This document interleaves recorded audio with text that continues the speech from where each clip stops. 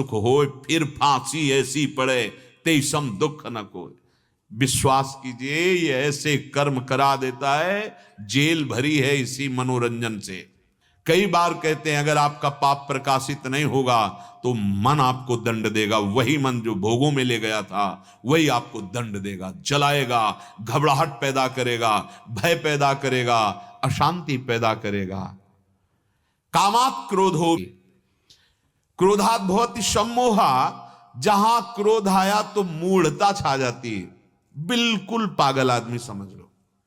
अब उसको यह समझ में नहीं आता है कि मुझे क्या करना चाहिए। सम्मोह, मूढ़ता। चारों में मूढ़ता होती है। काम में अगर काम छा गया अपने रूप में तो इतना पागलपन सवार हो जाएगा कि क्या करना चाहिए क्या नहीं करना चाहिए, खत्म। काम में इतना अंधकार छा जाता है। कोआ मदांधो, भगवान शंकराचार्य जी से पूछा गया कि अंधों में भी सबसे बड़ा अंधा किसे माना जाएगा, तो उनका मदना तुरोवा, जिसको काम अपने अधीन कर लिया वो अंधा हो गया, वो नहीं देख पाएगा अनुजा तनुजा पवित्रता पूज्यता, कुछ नहीं देख पाएगा। वो काम के वशीभूत होकर ऐसे कार्य कर बैठेगा जो नहीं करना चाहिए। काम में भी मूढ़ता है और क्रोध में भी मूढ़ता है। जो अपने क्रोध को नहीं संभाल पाया वो पूज्य जनों का अपमान कर देगा, प्रिय जनों का अपमान कर देगा, ऐसी बातें बोल देगा जो उसको कभी चैन नहीं लेने देंगी, ऐसी क्रिया ऐसी हिंसा कर बैठेगा, जीवन बर्बाद करवा देगा। ये क्रोध ही तो है। तीसरा लोभ, इसमें भी मूढ़ता पैदा होती है। यदि लोभ जग गया धन का, भोगों का, मान का, किसी का, अब उसको ऐसी पागलपन मूढ़ता छा जाती है, ऐसे धन ले आ दो, ऐसे ऐसे करके हम ये वस्तु अपहरण कर लें। ये भगवान वर्णन कर रहे हैं। अगर लोभ बढ़ गया तो इसमें भी मूढ़ता छा जाती है। लोग सोचते हैं छोटे मार्ग से बड़ा धन पैदा करना कैसे मिलेगा, बोले असत कार्यों के द्वारा। अब असत कार्यों से प्राप्त धन से कभी तुम्हें शांति, कभी सुख, कभी विश्राम प्राप्त हो सकता है? नहीं। ममता, जब शरीर में ममता, परिवार में ममता, तो उसके हृदय में रहता मेरा परिवार सुखी हो जाए, इसके लिए कुछ भी करना पड़े। ये चारों मूढ़ता पैदा कर देते, पागलपन कर देते हैं, बिल्कुल बुद्धि निर्णय नहीं करती। और प्रायः अगर भगवत भजन नहीं है, सत्संग नहीं सुन रहे, भगवत मार्ग नहीं, तो इन चारों का विशेष राज्य है। काम, क्रोध, लोभ, ममता, यही तांडव मचाए हुए हृदय में अशांति, दुख, चिंता, भय, शोक। सम्मोहात स्मृति विभ्रमा, इन चारों में से कोई एक बढ़ गया तो अपना प्रभाव दिखा देगा, स्मृति नष्ट हो जाएगी। क्या स्मृति? मुझे मानव देह क्यों मिली है, मेरा कर्तव्य क्या है, मेरा धर्म क्या है, इस समय मुझे क्या करना चाहिए, बिल्कुल नहीं निर्णय रहता। मूढ़ता छा जाने से स्मृति नष्ट हो जाती है।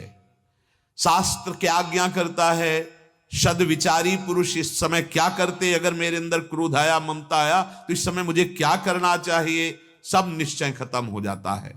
उसकी स्मृति जहां नष्ट हुई तो स्मृति भ्रंशात बुद्धिनाशो, अब बुद्धि काम करना खत्म कर दिया। अब जो संकल्प बना वही क्रिया होगी। ये जितनी हिंसाएं हो रही हैं, जितने व्यभिचार प्रवृत्तियां, जितने ये दोष बढ़ रहे हैं, इनका कारण है भगवद विमुखता। वो भगवान का आश्रय लेकर भगवान नाम जप नहीं कर रहे।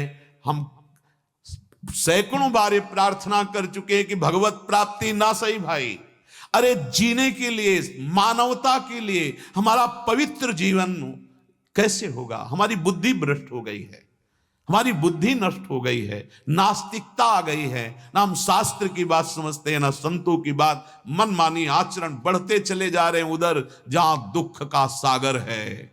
दुख का सागर है, डूबना ही डूबना है। ये जीवन विपरीत मार्ग में चलने के लिए नहीं है, भगवत मार्ग में चलने के लिए। अब स्मृति का नाश होते ही बुद्धि नाश, और बुद्धि नाश ही सर्वनाश।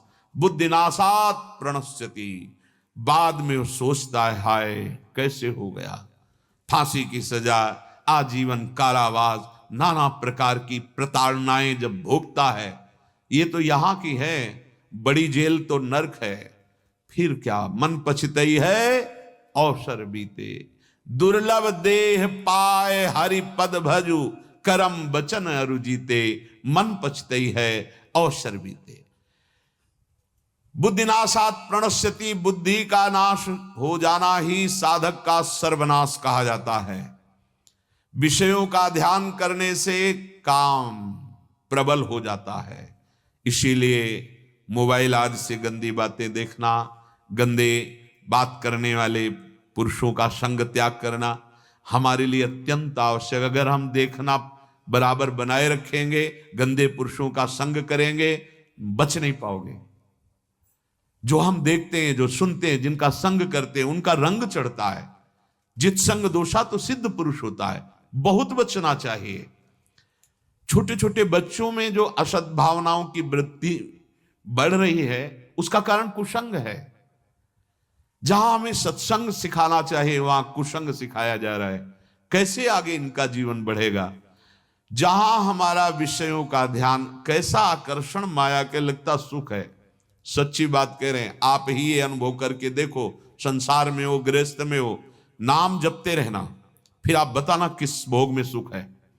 केवल आप किस साथ नाम होना चाहिए, वो सही गाइड करने वाला है, वो सही अंगरक्षक है, वो सही बुद्धि को दिशा देने वाला है। जैसे अंधकार में हम कुछ का कुछ समझ लेते हैं, प्रकाश हो तो सही वस्तु दिखाई देगी। ये देव कृपा करी बुद्धि प्रकाश, ये नाम आपकी बुद्धि में प्रकाश देगा। फिर आपको खुद समझ में आएगा कहां सुख है।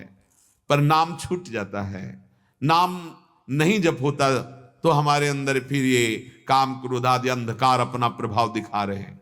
श्री भगवान कह रहे हैं, राग द्वेष वियुक्तैस्तु विषयानिंद्रियैश्चरन्, आत्मवश्यैर्विधेयात्मा प्रसाद मधिगच्छति, प्रसादे सर्व दुःखानां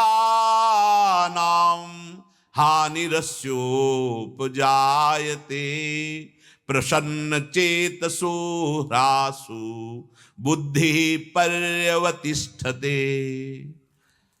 अब जब उपासक अपने अंतःकरण को वश में कर लेता है, अंतःकरण में 4 वृत्तियां हैं। बुद्धि निश्चय करती है, मन संकल्प विकल्प करता है, चित्त चिंतन करता है, अहंकार कर्ता भोक्ता स्वीकार करता है। चारों में जो सावधान है, क्या सावधान? जहां भोगासक्त इंद्रियां मन को लुभायमान करती, सामने पेश करती भोग, अपने अपने विषय को, शब्द स्पर्श रूप रस गंध। अगर मन खाली है, नाम जप नहीं चल रहा, तो इंद्रिया तत्काल, कहने में देर लगी, तत्काल वो मन को अधीन हो। मन तत्काल बुद्धि को निर्णय करने का अवसर नहीं देगा, उसको अधीन कर लेगा। और यहां भगवान कह रहे हैं, जो साधक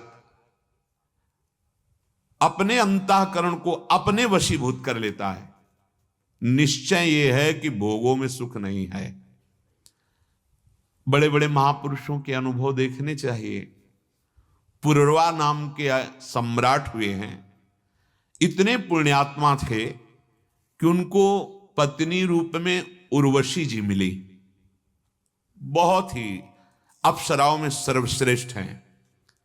जिस समय कामदेव बद्री विशाल भगवान बद्रीवन विहारी नर नारायण तपस्या में लगे थे, तो उनके तप को भंग करने के लिए वो बहुत सी अप्सरा, बसंत ऋतु, मलय मारुत, गंधर्वादि के साथ कामदेव वहां पहुंचे।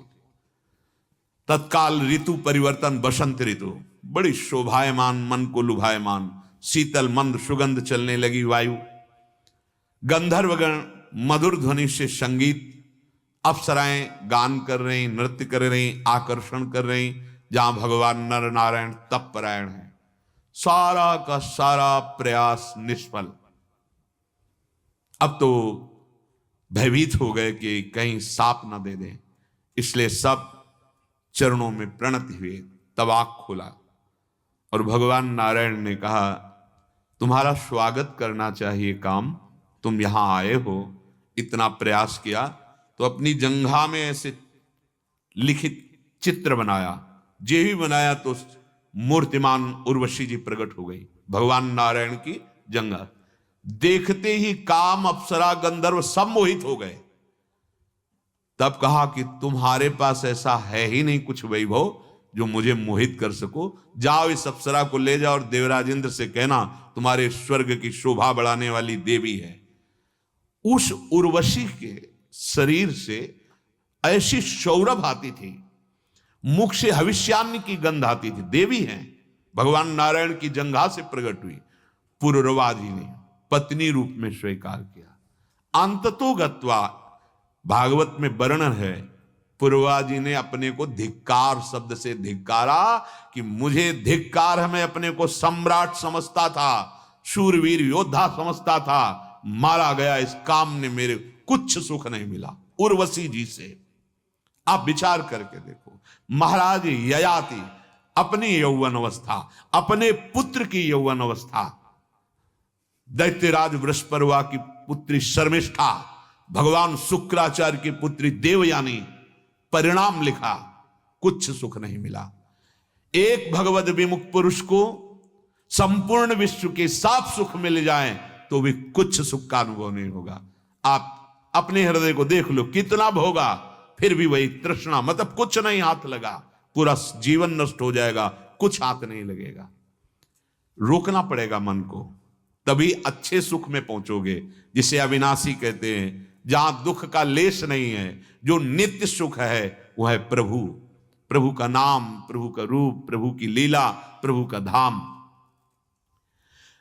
साधक जब अंतःकरण को वश में करता है तो पहला बुद्धि का निश्चय होता है कि जगत में जिस सुख की हम खोज कर रहे हैं वो है नहीं, बस जीवन यापन करने के लिए धर्मयुक्त विषय सेवन करना है और मुझे परमात्मा प्राप्ति करनी है।